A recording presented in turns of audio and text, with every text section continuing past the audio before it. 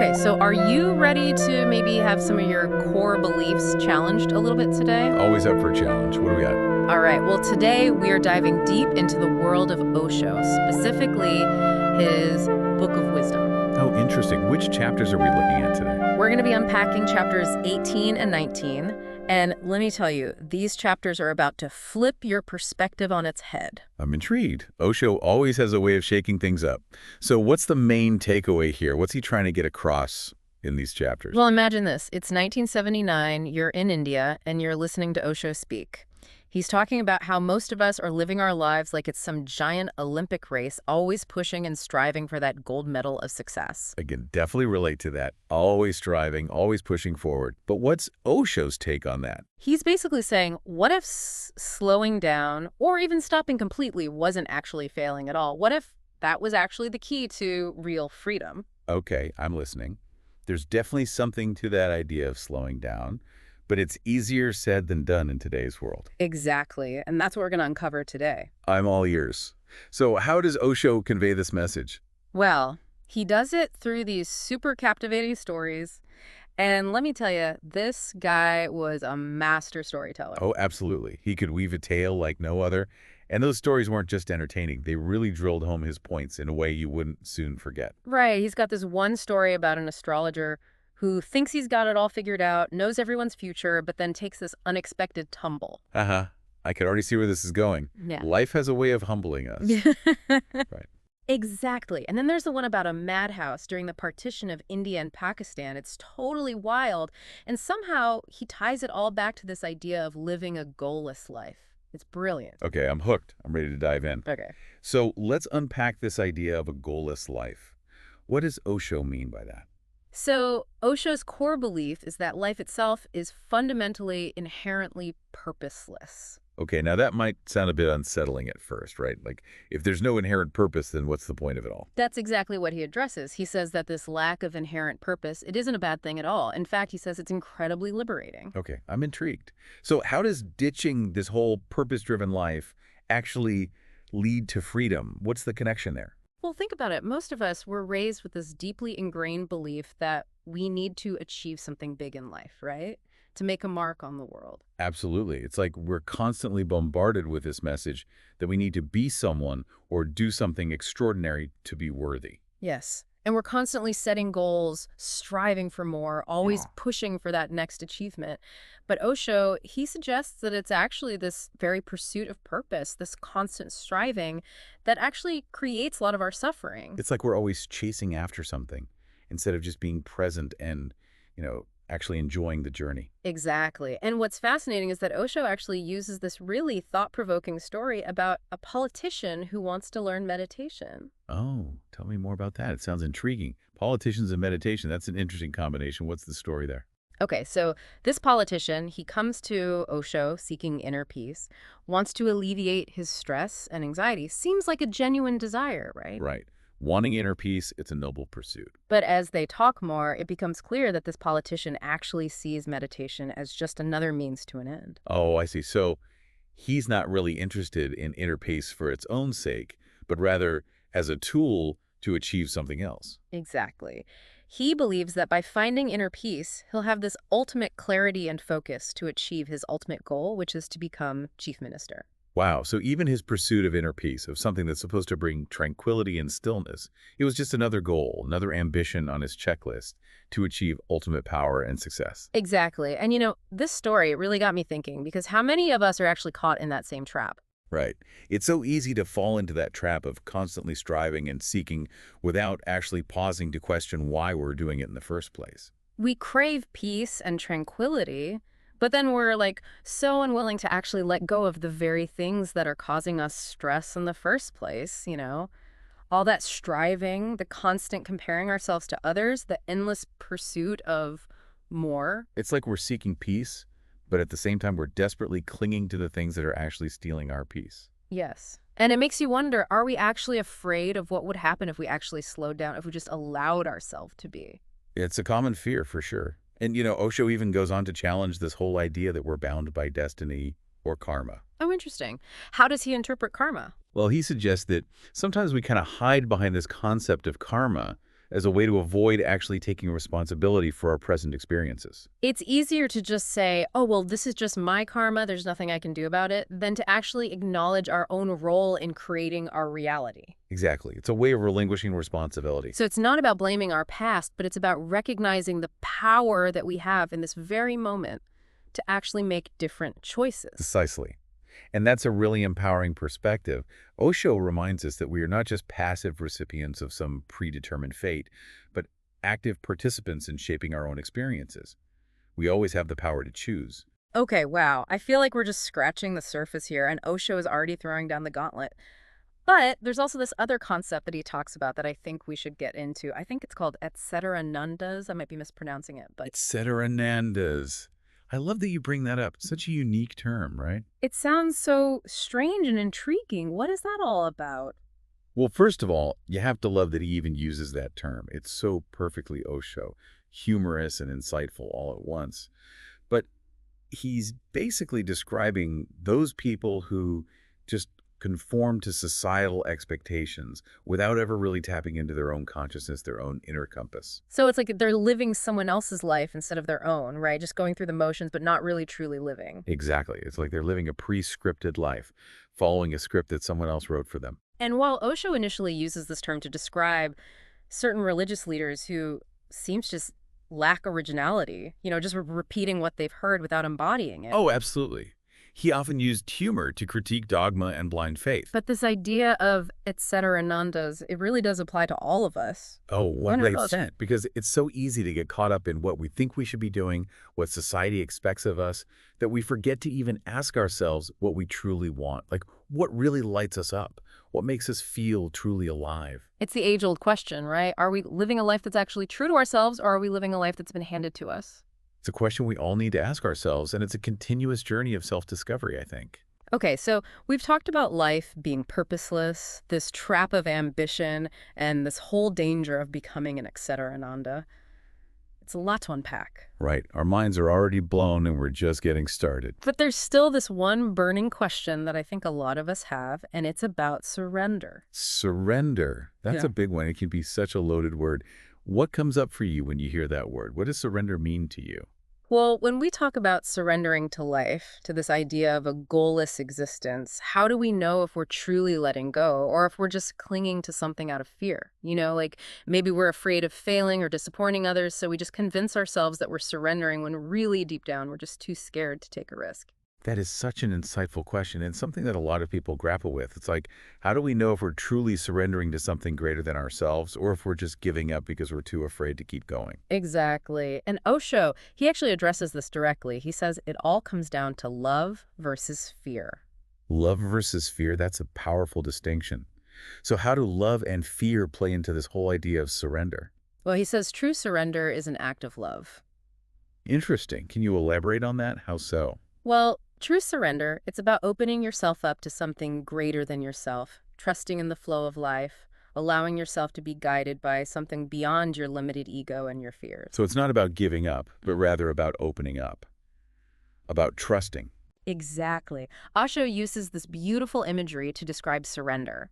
It's that feeling of melting into a sunset or becoming one with a tree. You don't force it. It simply happens when you let go of control. It's about surrendering to something bigger than ourselves, to the mystery and the beauty of life itself. And recognizing that sometimes the greatest growth happens when we let go of our need to control everything. And to allow ourselves to be guided by something larger than ourselves, something beyond our limited understanding and our fears. But then there's this other side of it, right? Dependency. You mentioned that it stems from fear. So how can we tell if we're just clinging to something out of neediness rather than surrendering from a place of love? How do we differentiate between the two? That's where it gets really tricky, because they can feel very similar. And, Osho says dependency is often rooted in the ego, that feeling of, I need this to be happy, or I need this person to feel complete. It's coming from this place of lack, of feeling incomplete. And true surrender, it's the opposite of that, right? It's about recognizing that you are already whole and complete just as you are. Exactly. It's about recognizing that inherent wholeness and allowing yourself to just be in the flow of life from that place. Okay, that's starting to click for me. So how does this whole idea of surrender, of letting go of control, play out in our everyday lives? I mean, it sounds great in theory, but how do we actually apply it when we're faced with real life challenges and decisions? Right, because it's easy to talk about surrender and letting go, but it's a whole other thing to actually embody it in the messiness of our everyday lives, Yes. right? So how do we bridge that gap between theory and practice? Exactly. Osho, he actually gives this really interesting example, and he talks about it in the context of love and intimacy, which I think is super relevant. He actually criticizes the phrase lovemaking. Oh, really? Now that's interesting. What's his problem with lovemaking? It's a term that's so commonly used, we don't even think twice about it. Right. What's his issue with the phrase? Right. I'm curious to hear his perspective on this. What's behind his critique? Well, he says it highlights how even in our most intimate moments, the ego, the doer, it can hold us back from true surrender. It becomes about making something happen instead of simply being present and allowing love to just flow through you. Wow, that's really profound. I've never thought about it like that before, but it makes so much sense. We're so used to being in control, even in our relationships, that we can miss out on the beauty of simply being present with another person. Exactly. And Osho, he suggests that this applies to everything in life, whether it's swimming in a river or listening to music or just connecting with another human being.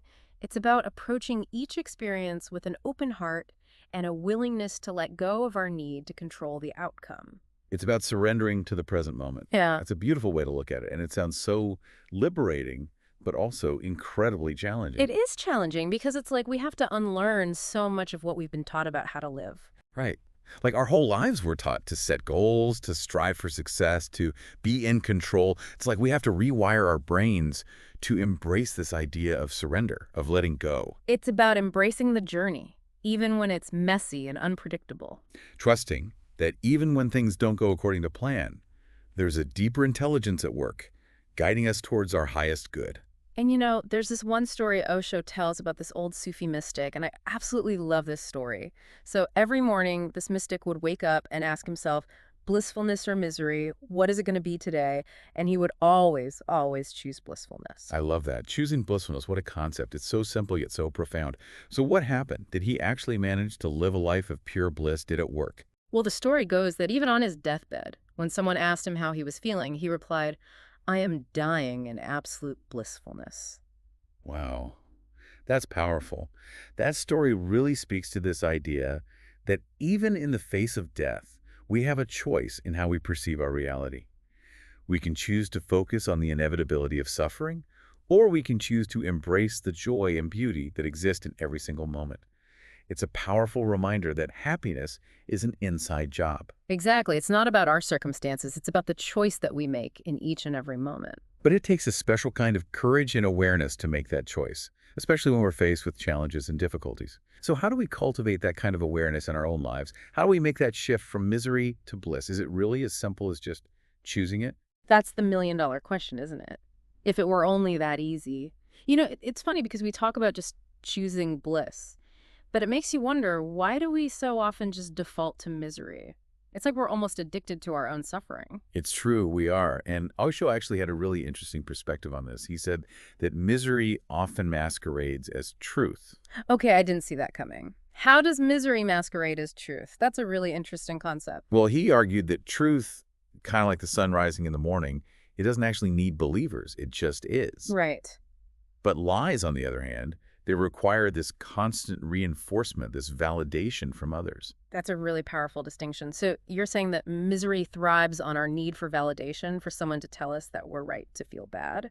Exactly. It's like we get so used to seeing the world through the lens of our own suffering that we start to mistake it for reality. We become attached to our stories, Yes, to our wounds, even our own beliefs about why we can't be happy. exactly.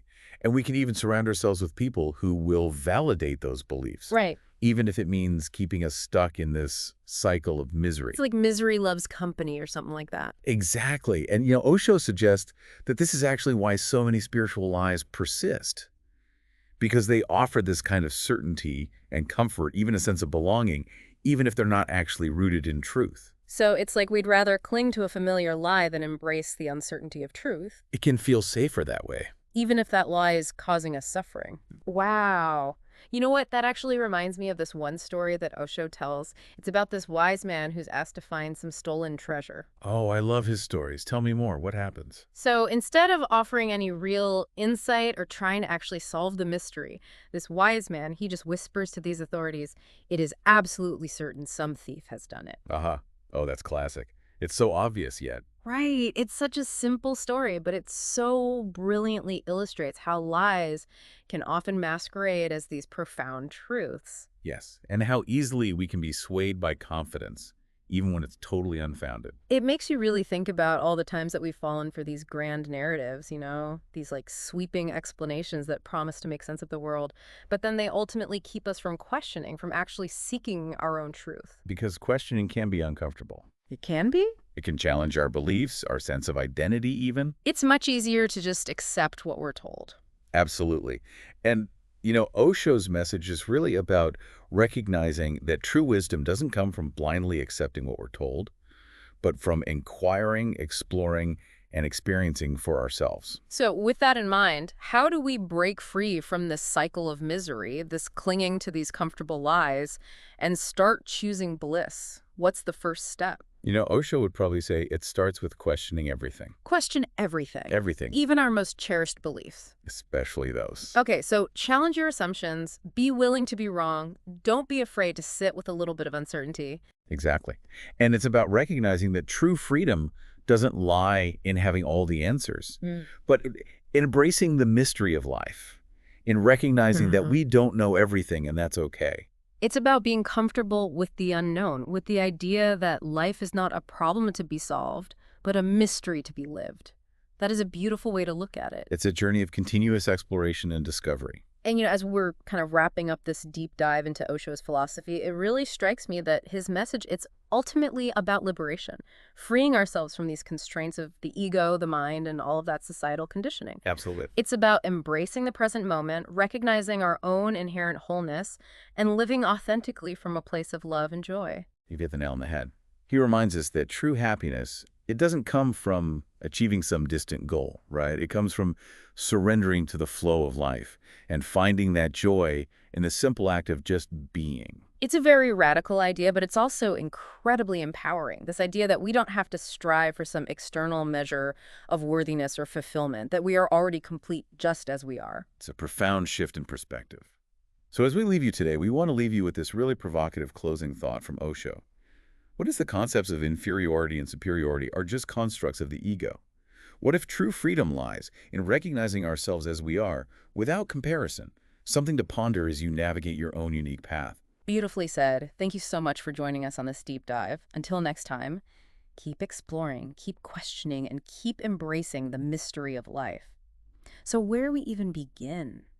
If we're wired for misery and clinging to those comfortable lies, what can we do? Well, Osho had a really interesting take on this. He said, it starts with recognizing those lies we tell ourselves, those stories we cling to. So it's about becoming aware of those patterns, those negative thought loops that keep us trapped in misery. Exactly. And then he said, it's about questioning those stories, those beliefs that we've held onto for so long. So challenge everything, even those beliefs that we think are fundamental to who we are. Especially those, because sometimes those deeply held beliefs, those are the ones that are actually holding us back the most. It's like we're afraid to question those beliefs because what if they crumble and then who are we? Right? It's scary to think about.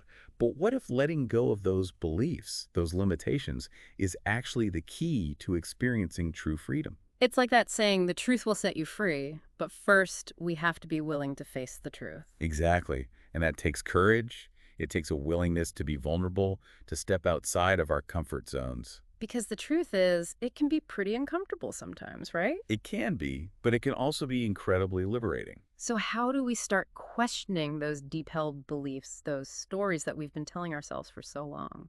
Osho would probably say, start by noticing the stories you're telling yourself, about your life, about the world around you. So pay attention to that inner dialogue, that self-talk that's constantly running in the background. Exactly. And when you notice a story that's causing you suffering, a belief that's limiting, you ask yourself, is this really true? Is this story serving me or is it holding me back? And be willing to let go of the stories that no longer serve you, even if it feels scary, even if it means stepping into the unknown. It's about embracing the mystery of life, recognizing that we don't have all the answers, and that's okay. In fact, it's more than okay. It's where true freedom lies. It's interesting as we're wrapping up this deep dive into Osho's philosophy, I'm realizing that his message is really about challenging us to wake up, to question everything, to live more consciously and authentically. Absolutely. It's about taking responsibility for our own happiness, for our own experience of life. It's about recognizing that we have a choice in every moment to choose blissfulness, to choose love, to choose freedom. And that's a really empowering message.